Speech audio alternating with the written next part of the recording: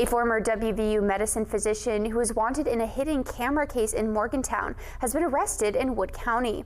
The Monongalia County Prosecutor's Office says Lance Parks was taken into custody in Wood County. Officials say Parks is charged with 8 misdemeanor counts of criminal invasion of privacy and 1 felony count of distributing and exhibiting computer-generated child pornography. Investigators say the case began on June 26 when hospital employees found a hidden digital recording device under a sink in a staff restroom at JW Ruby Memorial Hospital. Parks was suspended and later terminated from the hospital. Bond has been set at $100,000. Anyone with information is asked to contact the Morgantown Police Detective Division.